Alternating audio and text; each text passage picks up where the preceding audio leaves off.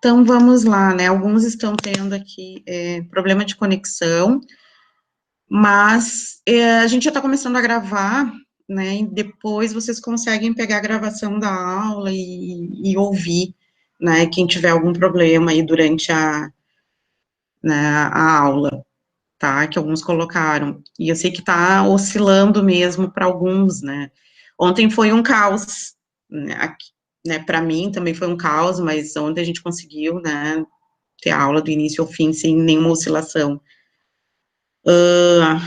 Aqui da minha parte, vamos hoje também tocar a ficha, tá? Se porventura em algum momento o áudio falhar, alguma coisa, por favor, envie mensagem e avise, porque quando eu coloco a tela cheia, às vezes eu não consigo ver o que vocês estão, né, do tipo, se tá ocorrendo tudo ok. Tá, gente?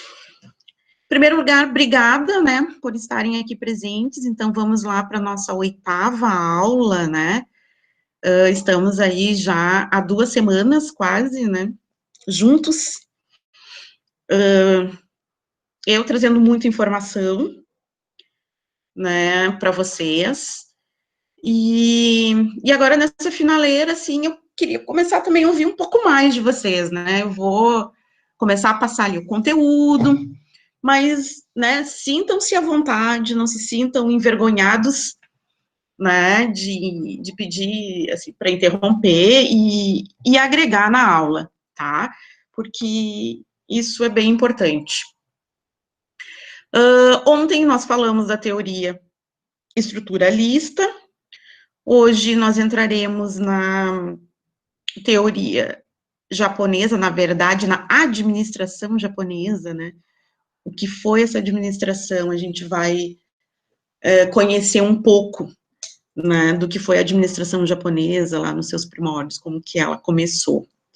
Amanhã a gente vai trabalhar desenvolvimento organizacional. E na sexta a gente vai falar da gestão estratégica. E se der tempo a gente fala aí um pouquinho de empreendedorismo, tá? Então vamos lá. Prof. Cândida, conseguiu voltar?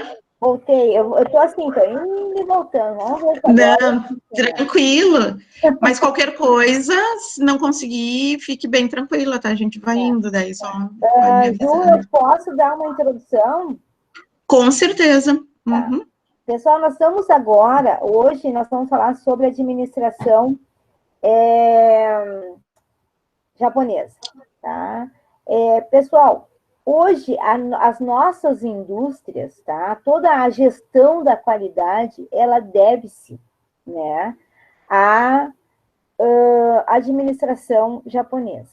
Então, assim, eu tenho um amor muito grande por essa parte, né, dessa teoria, dessa administração japonesa, pelo seguinte: imaginem um país, é uma ilha, tá? É uma ilha sem muitos recursos naturais, né? E que o povo transformou, bem dizer, numa potência. Uhum. Fora isso, o Japão, ele sofreu com a Primeira Guerra Mundial, com a Segunda Guerra Mundial, ele teve que fazer um acordo com os Estados Unidos, tipo assim, ele perdendo, né? Ele, na Segunda Guerra Mundial, ele assina um acordo, né? Onde ele é desmoralizado, ele perdeu a guerra, né? E aí, a partir daí, pessoal, ele começou a se desenvolver. Então, tudo aquilo que hoje o Japão ele decorre, né? Primeiro, né, na história dele, ele teve 200 anos que ele ficou fechado, tá? Teve 200 anos que o Japão não tinha contato com ninguém, nenhum outro país. Isso foi, depois se não me engano, em 1600 a 1800, algo assim, tá? Foi na época dos samurais também, então ele ficou totalmente... Então, Cândida, por que disso? Por que é interessante? Pela questão cultural. Ele preservou a sua cultura. né? Vocês veem que a cultura japonesa ela é muito arraigada, ele é muito forte, né? E aí aconteceu o seguinte, o Japão, por ser uma ilha sem muitos recursos, né? E por ser devastado por vulcões, terremotos, N coisas, ele era muito pobre também. Né? Ele era um país muito pobre. E aí o que as pessoas tinham que fazer? Né? Elas tinham que economizar. E aí a indústria japonesa, com esse espírito, depois a gente vai ver Taishi Ono, que foi um mestre assim na indústria, ela por ter que economizar, por ter poucos recursos, ela começou a trabalhar a qualidade, a desenvolver a qualidade. Né? E esse desenvolvimento da qualidade fez com que o Japão, de uma ilha insignificante, né, de um povo que eles achavam que era sujo, barulhento, a um patamar de muita relevância em termos de desenvolvimento. Então, assim, eu tenho enorme admiração, né, porque eles conseguem, assim, ó, transformar algo que a gente acha que é inviável de transformação. Então, assim, o que eu gostaria que vocês fizessem, né? Vocês, gestores, vão ser administradores, se apropriem um pouco mais, né, dos conhecimentos. Eu ia trazer um vídeo, eu busquei no YouTube e não está mais disponível, um vídeo maravilhoso, assim, mostra toda a trajetória do Japão, assim. Mas tudo que a gente, hoje que nós temos gestão da qualidade. A quem se deve? Japoneses. Por quê? Porque os americanos foram lá no Japão, viram o que o Japão estava fazendo e trouxeram, tá? Passaram para o resto do mundo, né? Um intercâmbio, né, de conhecimento. Né? Disciplina. Então, o Japão tem duas coisas, tem três coisas, né, que ele prega. Amor ao trabalho, amor à pátria, né? Amor ao trabalho, amor à pátria, amor ao trabalho, amor à pátria, amor à família. Tá? Então, são três sentimentos que ele tem. Então, as pessoas que trabalham lá no Japão, eles consideram como sendo um membro da família. E por isso que as indústrias japonesas se desenvolveram. Porque todo mundo é da família. Todo mundo ama o Japão. Todo mundo ama o trabalho. Né? Então, assim, eu acho que talvez, assim, ela é importante, mas hoje a gente deve muita coisa a essa teoria da administração japonesa. Ju, desculpa, né? Ótimo, não, perfeito. E sempre bom, né? Porque agrega, vamos tocando sempre da nossa dobradinha aí, né? Vamos fazer esse nosso jogo. Tu coloca um pouco do teu conhecimento, das tuas experiências, eu vou colocando aqui o conteúdo. Mais emoção do que conhecimento. Não, e a gente vai indo. E a minha ideia até era abrir, né? Hoje, na questão de falar da administração japonesa, era mandar uma pergunta tocar aí para os alunos, né? Quando a gente fala, né, no Japão, né, a primeira coisa que vem à mente, né, e aí tu já estavas colocando a questão da disciplina, né, do amor ao trabalho, né, da questão da família, e aí era uma pergunta que eu já ia lançar para o pessoal, inicialmente, né, quando fala em Japão, o que vem à mente, né, de vocês, né, o que vocês pensam quando falam em Japão, antes da gente começar a falar da administração japonesa? Eu acho que a disciplina é uma das coisas que mais vem à mente, pelo menos para mim. Ô, professora, boa noite, é o Fábio. Boa noite, Fábio. O que mais me decepciona é ver isso aí, ver que essas pessoas aí têm amor à sua pátria, né? Investiram, fizeram tudo, e estão onde estão, né? Aí tu vê o Brasil aí com todo esse potencial que tem, Justamente. não tá entre os primeiros no mundo. Se tu colocar isso aqui na mão do japonês ou na mão do estrangeiro, isso aqui vira primeiro mundo em seguida, né, cara? Com Todos os certeza. recursos, tudo. Sim. E, isso aí a gente, como brasileiro, a gente vê que é bem complicado isso a gente vê. O Estado que anda, no contexto geral, né, de um país desse que tem tudo para ser um excelente em tudo quanto é coisa, né? E tu vê que do jeito que tá aí, ó. Aí tu vê isso aí, é complicado. Tu não vê assim as pessoas. Aqui nem aquele dizer amor à pátria, amor à família, isso aí é complicado tu ver um Brasil desse estado aí. Mas vamos torcer para melhorar um dia, né? Vamos ver. É a É, esperança que a gente tem, né? é, É a esperança que se tem. Porque o que uhum. tem, que é lindo esse país, né? Sim, Os sim. recursos que tem, né? Uhum. né? É, eu acho que assim, Fábio e os demais, né? Vou contribuir com alguma, que isso é uma coisa que eu penso, não estou trazendo de nenhuma das teorias ou dos pensadores, mas é uma coisa que eu penso, e também de tudo que já li a respeito. Eu acho que o nosso ponto básico está muito na educação, né? E como é a nossa cultura, porque a nossa cultura ela vai se desenvolver com a base na nossa educação. Então, a gente ainda tem um atraso aí, a gente tem muito que desenvolver lá na nossa base, né?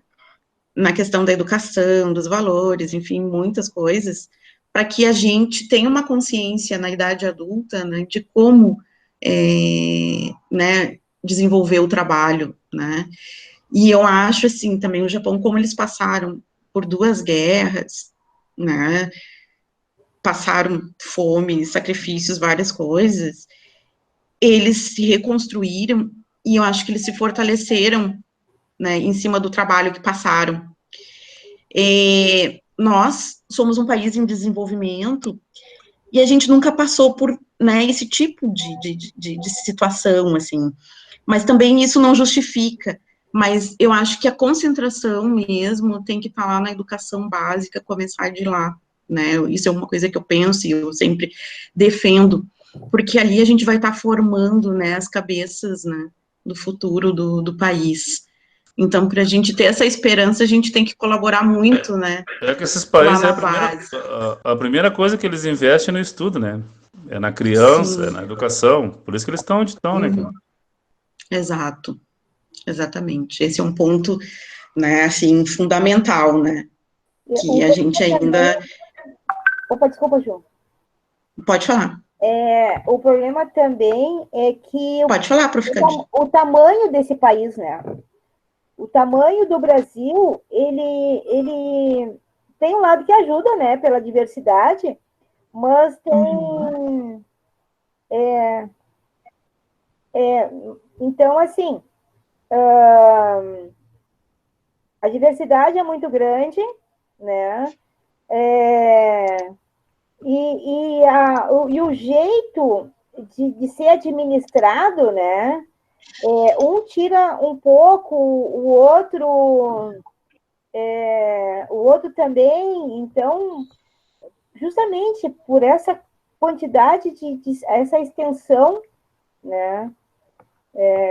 Que tem, que não tem que é difícil, né, né? as realidades, né, por região. Uhum. A cultura nas regiões, por isso que há um trabalho, né, que é feito muitas vezes na área da educação, dela ser algo descentralizado, né, ela tem que primar por trazer informações da região, né, para as crianças ali, não que vai anular das crianças aprenderem coisas que ocorrem no restante do Brasil, mas é que como, né, as culturas são tão diversas dentro de um país, dentro da educação se prima também nessa parte de desenvolver isso, então, a cultura do Nordeste, a cultura do Rio Grande do Sul, né, então a gente tem aí uma diversidade imensa e muito grande, tá? Mas interessante isso, gente. Eu gosto de fazer esse bate-papo aí. Alguém mais tem contribuição? Eu vou compartilhar minha tela, mas a gente pode continuar conversando.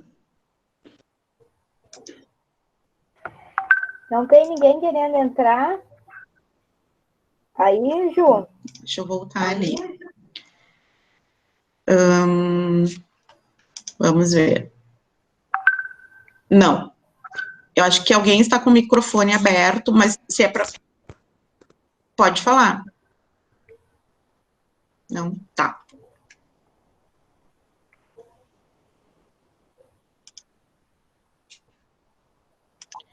Então, gente, continuando, né?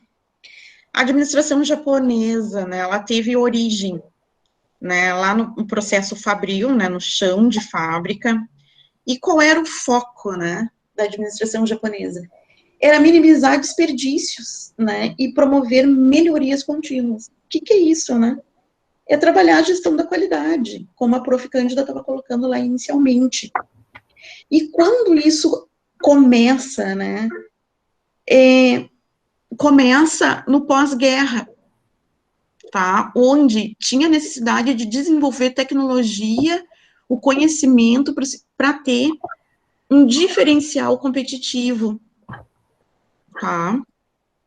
E aí, o que os japoneses fazem nesse período, né? Eles começam a fazer um intercâmbio né, do seu capital humano, né, seu capital intelectual. Eles vão para os Estados Unidos e começam a aprender muitas técnicas lá, né, de gestão, e até eles pegam muitas coisas de Taylor, de Ford, mais precisamente, tá? Só que o que eles fazem, o que acaba acontecendo? Nos Estados Unidos, eles já estavam deixando de lado algumas teorias, essa de Ford, por exemplo, e eles pegam esse conhecimento e acabam fazendo o quê? Aprimorando esse conhecimento, né? E desenvolvendo isso dentro de tecnologia. E eu gostaria de ilustrar isso com o caso Brasil, e isso é uma coisa que deve ocorrer, não posso afirmar, mas acho que na maioria dos países. O que acontece quando tu não tem todo um conhecimento, né? Tu precisa de um capital intelectual, tu precisa desenvolver um capital humano, desenvolver isso no teu país. Tu vai buscar isso aonde está acontecendo. Claro que isso tem um custo para o país alto, mas muitos fazem isso. E aí eu trago um exemplo, Made in Brasil. Vocês lembram do programa que tinha Brasil Sem Fronteiras, que alunos de pós-graduação, acho que da graduação eles abriram para graduação, mas acho que seria mais direcionado para a pós-graduação, ir estudar no exterior, porque a ideia, acho que a coisa não foi muito bem administrada, mas a ideia era fazer com que alunos de pós-graduação, mais especificamente, fossem para o exterior para estudar e trazer esse conhecimento, tá, para o país. Mas por que isso é importante? Porque isso desenvolve o país. E isso foi uma coisa que os japoneses fizeram no pós-guerra. Eles desenvolveram o capital humano deles para eles serem competitivos no mercado internacional. Né? E aí eu quis trazer esse exemplo, o Brasil, para vocês verem que essas coisas, elas acontecem ainda hoje, né, de fazer esse intercâmbio para, né, para alimentar o capital intelectual. Uma pena que talvez aqui no Brasil isso não tenha sido, as pessoas iam, né, mas no retorno, acho que não tinha uma obrigatoriedade de, no retornar, né, elas realmente estarem, assim, disponíveis, né, para o governo e para disseminar toda a informação e o conhecimento que adquiriram lá fora, tá? Professora. E aí a gente... Oi, pode falar. Desculpa te interromper, mas eu fiquei curiosa. E por que esse projeto não deu certo? Sabe me dizer, pelo menos? Aqui no Brasil? Esse que a senhora falou agora. Do Brasil. Não é que ele não tenha dado certo, ele teve um investimento por um determinado período, tá? E aí muitos brasileiros realmente tiveram oportunidade, né, de estudar em outros países da Europa, Estados Unidos, aí pelo mundo afora, com recursos do governo, mas o que me parece, tá, o que ficou ou pelo menos, assim, é que a gestão desse programa teve algumas falhas, no sentido que eles não tinham obrigatoriedade de, no retornar, né, imprimir, trazer né, disseminar esse conhecimento para desenvolver tecnologia dentro de empresas, ou não ficou uma coisa muito clara, as pessoas voltavam e buscavam, com aquele conhecimento que tiveram, com o dinheiro que foi do governo, ganhar dinheiro para si, né, e não para desenvolver o país.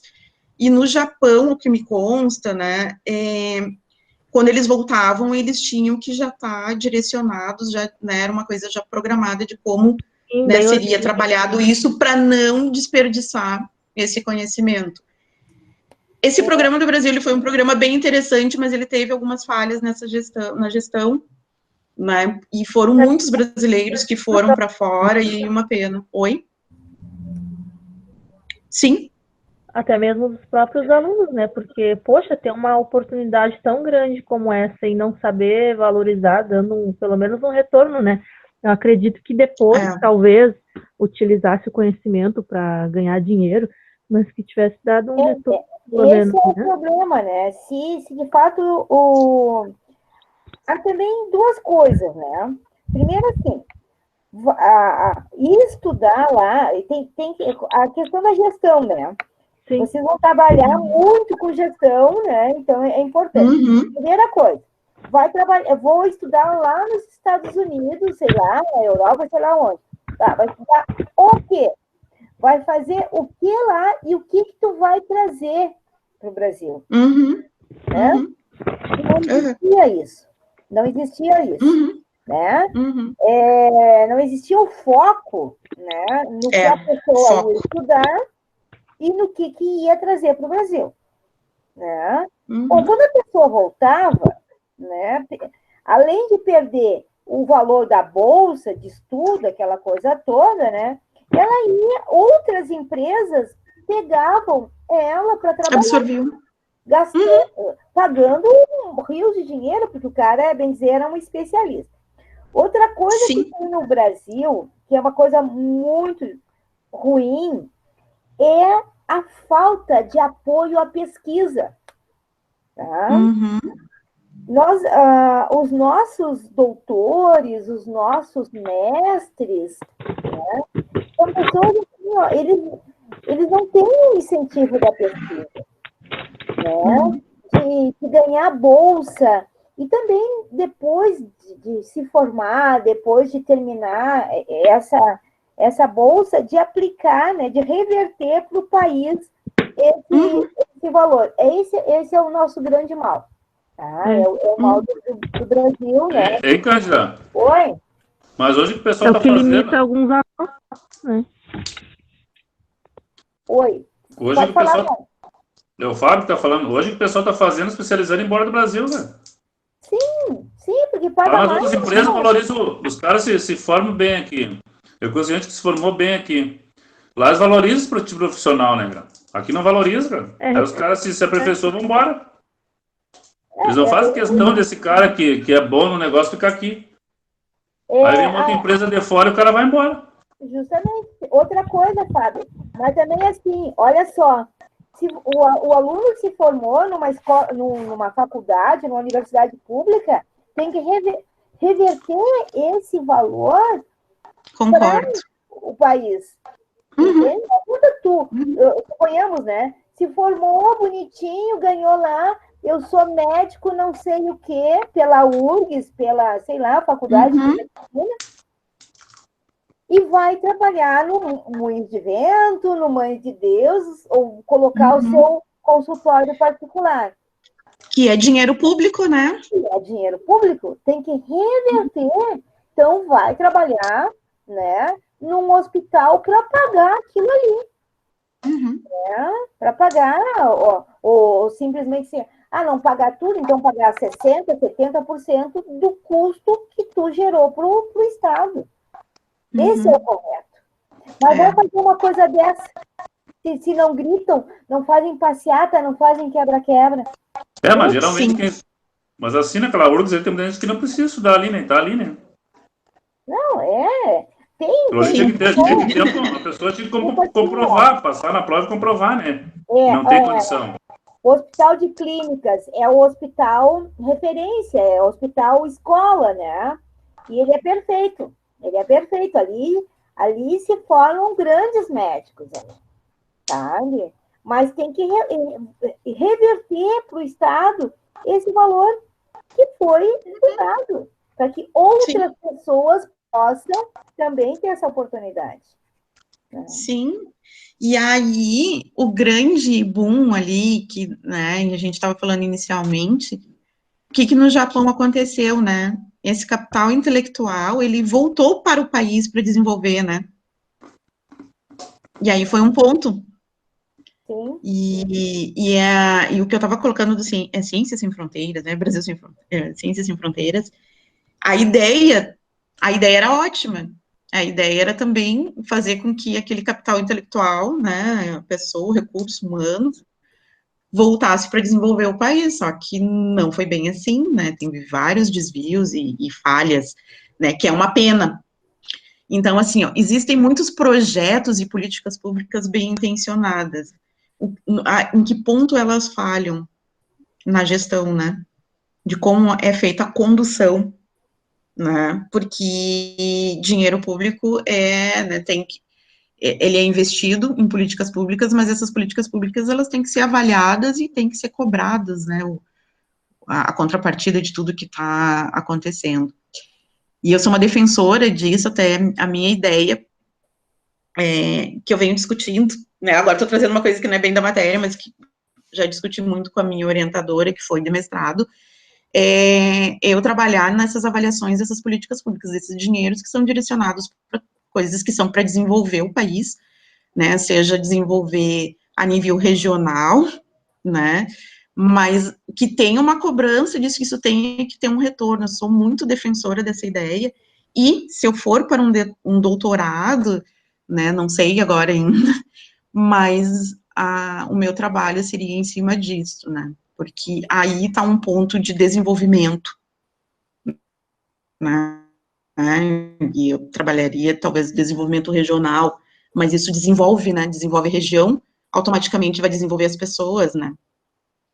Mas, bom, voltando para a administração japonesa, aí a gente estava ali falando do pós-guerra, dessa questão do capital intelectual, desse intercâmbio, né, e tudo isso para quê, né, eles queriam, né, fazer a busca do conhecimento de tecnologias avançadas para a produção, que isso envolve o quê? O planejamento, né, que era o planejamento da produção, controle de processo, engenharia de produto. E aí entra o sistema Toyota de produção, né, o que foi, assim, o sistema de produção japonês, ele foi estruturado, né, e ele surgiu 25 anos após a Segunda Guerra, e ele surgiu aonde, né, dentro da Toyota, da empresa Toyota, tá, e o seu maior idealizador, que a Prof. Cândida já estava falando lá, né, Prof, isso, que foi o engenheiro Taishi Ono. Taishi Ono, isto. Aqui tem uma foto dele, o livro, né, da administração de produção. E aqui a gente fala um pouquinho das características, né, básicas do toyotismo, que é essa just in time, né, que seria o quê? Sincronizar o fluxo de produção dos fornecedores aos clientes.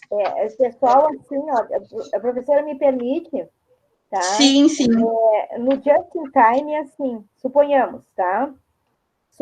Hoje as nossas montadoras, elas trabalham nesse sistema, just in time, ou seja, sem estoques, tá? Uhum. Ou com poucos estoques, quase nada de estoques.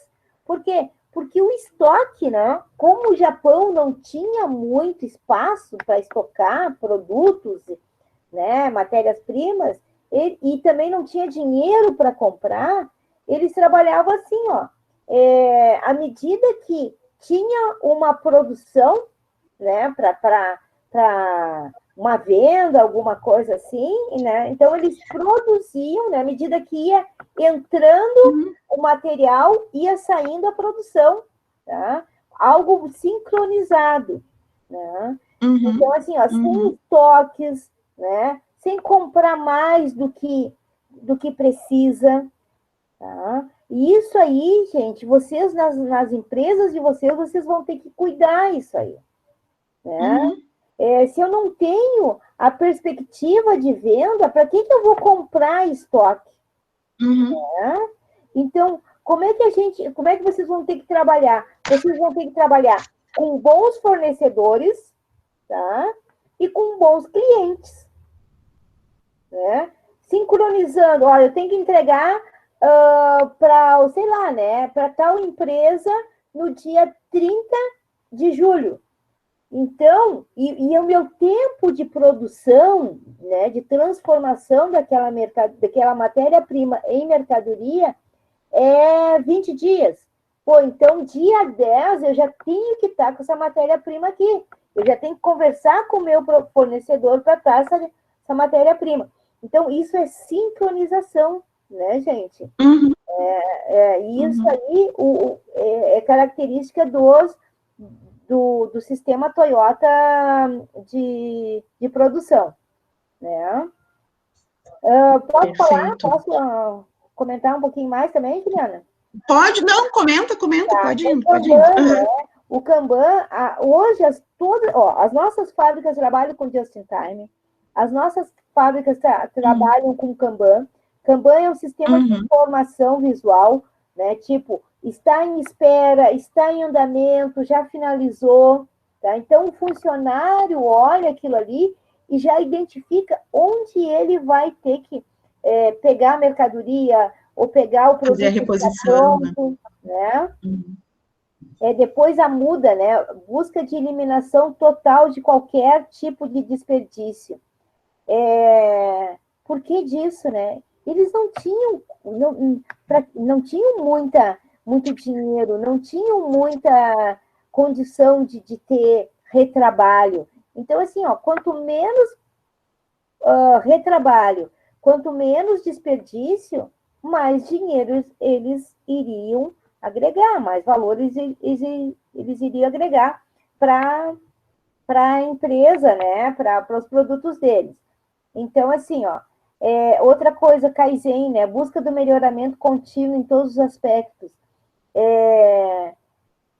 Então, assim, ó, não era só no chão de fábrica, né? A melhoria era em tudo, era nas pessoas, né? No controle, trabalhavam com círculos de controle de qualidade, então eram um grupo, né, que era responsável pela qualidade e todo o grupo também que estava trabalhando estava sempre com vistas à qualidade, né, de manter a qualidade cada vez melhor, né? Kaizen, se não me engano, mudança. Aqui, ó, Kai é mudar, né? Zen é melhor. E aí é melhoria contínua.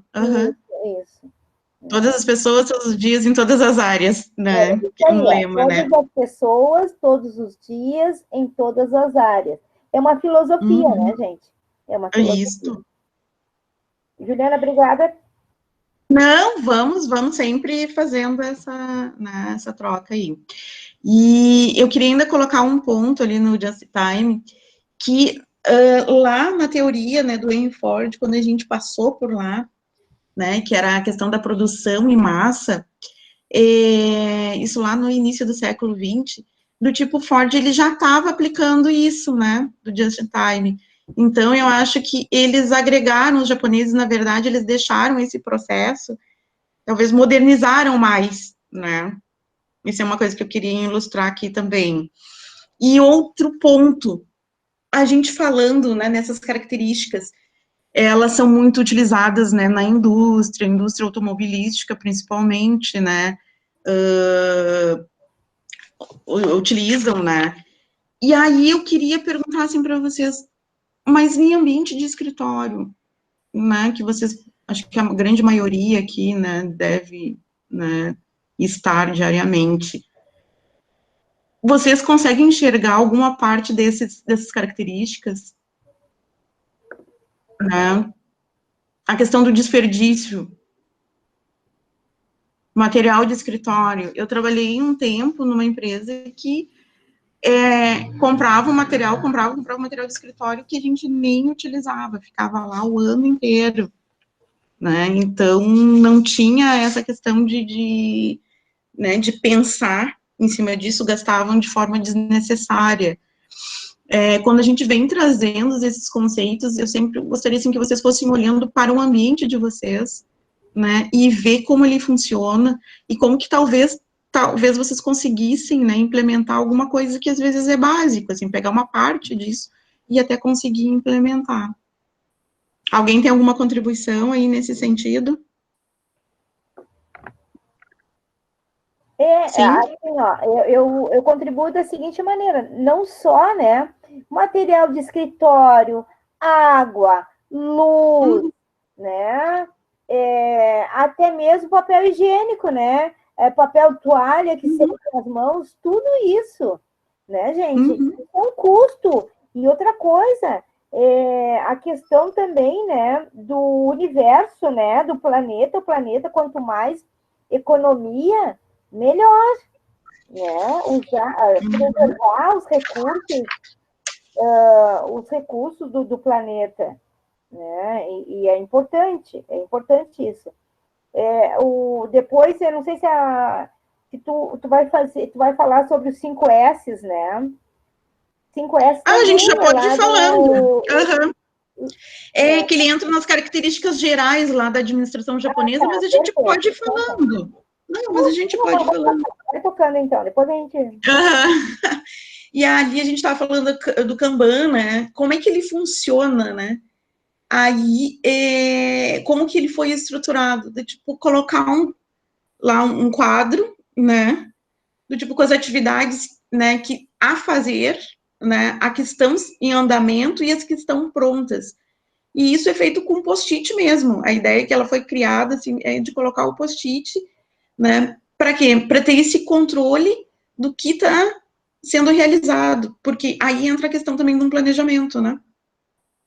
Então, aí entra no Kanban, né, que é o sistema de informação visual. Tudo é planejamento. Tudo é planejamento Sim. Na administração japonesa, gente. E aí a gente fala dos 3 M's, tá? Só para vocês entenderem, os 3 M's, na verdade, ali é o MUDA, tá?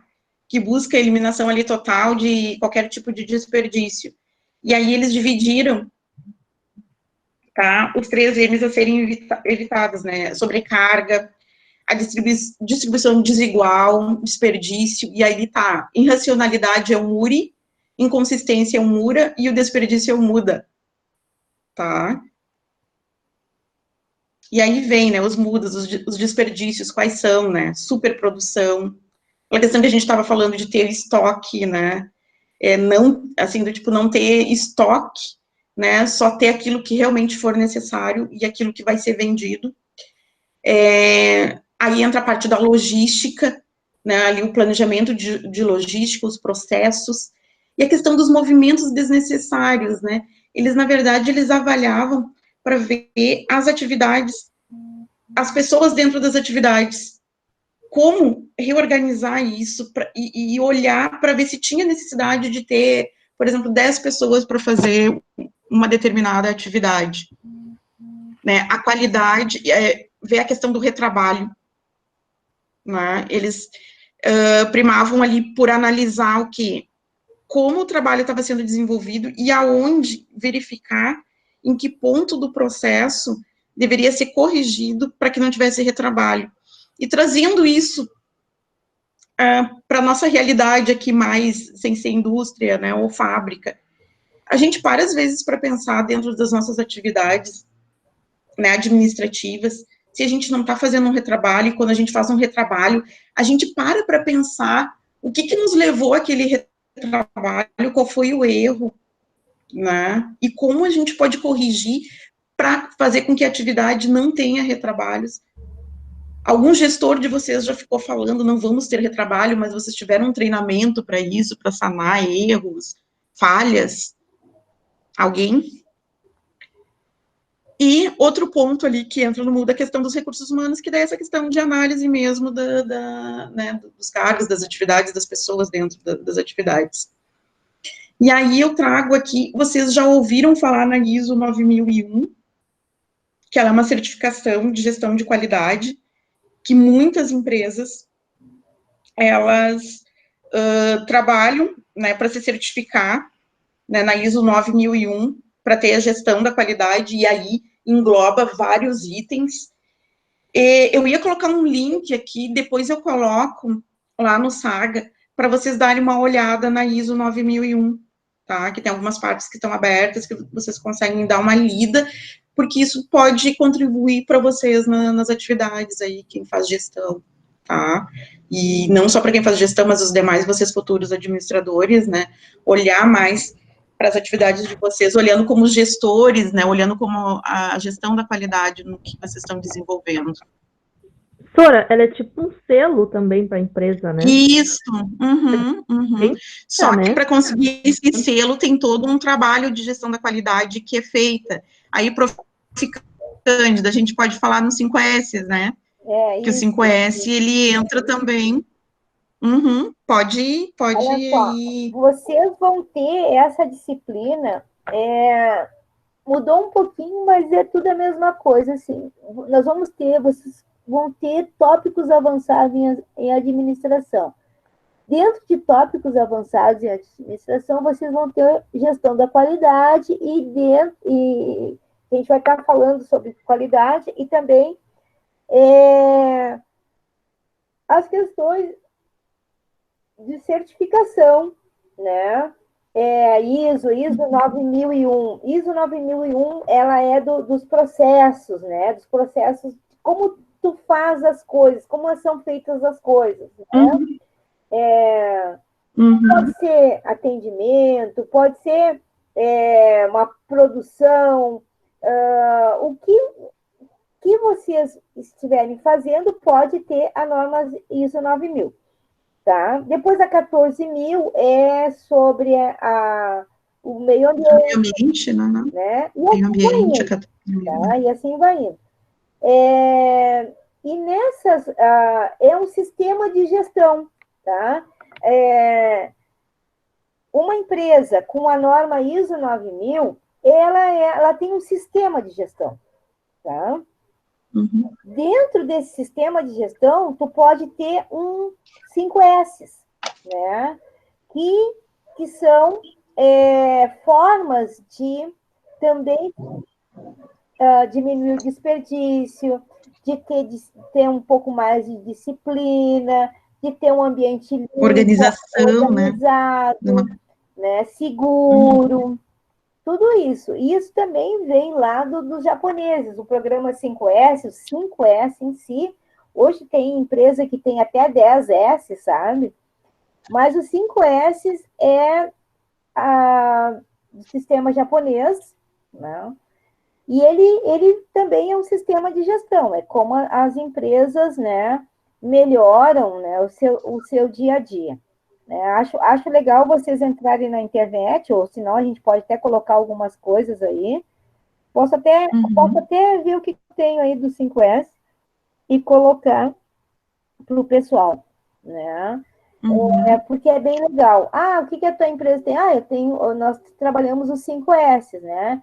Organização, senso de organização, de desperdício, né? De evitar o desperdício. É muito legal, gente. Muito legal mesmo. Tem algumas empresas que no 5S aboliram a questão de ter gavetas, né? Eu já vi casos, assim, que mudaram totalmente o layout, eliminaram objetos em cima das mesas. E eu passei por uma auditoria de 5S nesse sentido de organização, no setor que eu estava. Eles perguntavam, tem necessidade de ter 2, 3 canetas, 2 lápis? Sabe? Mas eles perguntavam no sentido de fazer tu refletir para saber por que o acúmulo, né? Muitas vezes, de coisas que não eram necessários, né? Tu ter tudo aquilo ali para para o que tu estavas desenvolvendo, né? É um Ah, método que a gente pode aplicar até em casa, né, Sorã? Sim, com certeza. Com certeza.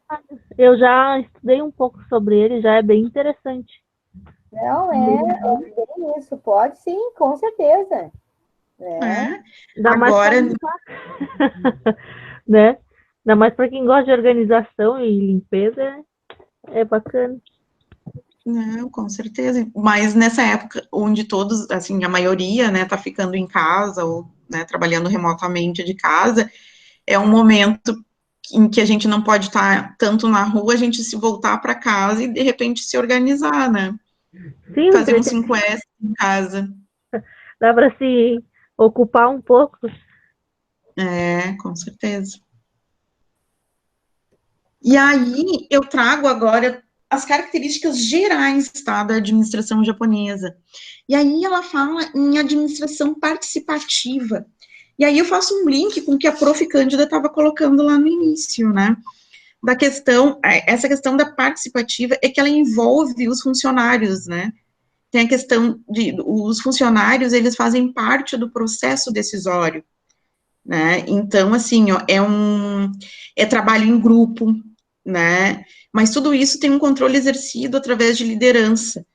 Mas a participação das pessoas, dos funcionários, tá? É importantíssimo, eles consideram importantes para que o resultado para a empresa, né, seja bom. Ou seja, a empresa produza mais, com menos falhas, né, erros, retrabalho e etc. E aí eles colocam e daí entra uma das características, né, como a administração participativa, que nada mais é baseada na participação, né, dos funcionários na gestão do processo, das atividades, do processo decisório, tá? Planejamento estratégico. A gente estava já falando da questão que tudo ali tem um planejamento, né? Que a falta de planejamento vai fazer com que eles, né, vai ter desperdício tanto de recursos materiais e de tempo, né? E isso eleva os custos de produção.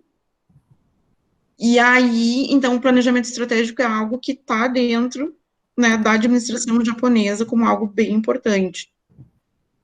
Visão sistêmica, né? O que seria visão sistêmica? O desempenho de cada componente do sistema, ou seja, a empresa, ela é vista como um sistema, né? E que o sistema todo, né, todas as partes, elas têm que funcionarem com um objetivo comum, um objetivo que é proposto, na verdade. Tá? E aí vem outros itens, né, a busca da qualidade, produtividade, né, vai incluir incentivos financeiros, flexibilidade, investimento nos recursos humanos, né, investir em recursos humanos é investir nas pessoas. E aí tem um ponto, né, estabilidade, e eles pregavam também a questão da estabilidade do funcionário, por quê? Porque eles treinavam esse funcionário, eles investiam nesse capital, né, humano, e para eles é interessante que esse capital humano tivesse estabilidade dentro desse processo, dentro dessa empresa. Não sei se a Prof. Cândida quer acrescentar aí. Eu gostaria, assim, ó, administração participativa, né? Então, assim, suponhamos, estragou uma máquina. Não era, quem viria o que aconteceu não seria só o operador da máquina e o seu supervisor, eram toda a equipe. Toda a equipe participava, fazia a reunião para ver como melhorar e o que poderia ser feito. Né? Então, assim, aquele consenso, grupo, né, toma as decisões. Planejamento estratégico é aquilo, né? Se eu não tiver planejamento, não sei, não vai sair nada. Como eles pregavam muito a qualidade, então, assim, ó, esse planejamento era uma... E também a questão just in time, né, de não ter estoques, eles teriam que planejar muito bem. A visão sistêmica, como a professora falou, né, eu sempre penso em visão sistêmica, é a gente estar em cima de alguma coisa, olhando por cima de alguma coisa, olhando, né, eu estando num andar superior, olhando para o resto, para baixo, assim. Então, é isso, é olhar todos os componentes, como a professora colocou muito bem colocar, todos os componentes que fazem parte, né, da empresa. Supremacia do coletivo, né? não era só o chefe, né, gente? Era todo mundo, já que havia um consenso, né, que a gente estava falando lá em cima, a supremacia, o consenso, ele tinha o seu poder, né? Qualidade total, a gente já falou, eles eram muito disciplinados, né? A produtividade incluía financeiros, né? Tu tem que ser remunerado para tu estar trabalhando bem, né? Tu tem que ser remunerado. A flexibilidade, eu não sei se chegou, não, tu falou, né? A flexibilidade. Eu citei a flexibilidade, mas eu acho que eu não aprofundei ali. Perfeito. A flexibilidade, né, pessoal, como eles trabalham, eles são família, né? Na fábrica, eles são família, eles eram muito flexíveis, né? Na tomada de decisão, não era aquela coisa, tem que ser dessa forma. Não, como tem o consenso, como tem a supremacia do coletivo, existia a flexibilidade na tomada de decisão, né? E investimento nos recursos humanos, estabilidade. Poxa, se eles consideram a empresa uma família, como é que tu vai demitir um membro da tua família? Né? Então, assim, ó, e para o japonês, como ele tem muita disciplina, ele é um cara muito, que ele tem uma vergonha muito grande, então ser demitido, né, era algo bem complicado, né? Para eles era algo bem que de fato. Prof, e sem falar na questão do treinamento intenso, né, na área de recursos humanos Sim, eles trabalhavam, treinavam. Esse treinamento intenso, né, do tipo, faz com que não tenha, então, do tipo, não tinha interesse de existir rotatividade, né, porque o investimento é muito alto, né, em treinamento e tudo mais, desses profissionais. Para te gerar qualidade, tu tem que treinar bem, né? Sim. Né? Ju, 20 e 30, tem muita coisa ainda? Eu posso amanhã, no início, nos primeiros 10 minutos, 15 minutos, daí finalizar. Porque eu acho que é um tema bem interessante e a gente não passar correndo ainda, tá? Mas são poucas coisas. Eu vou iniciar a aula amanhã fazendo algumas perguntinhas para o pessoal. E a gente vai ali a ênfase na administração da qualidade, a gente vai passar o TQM, né, que é Management Quality Total, né, que é poucas coisas.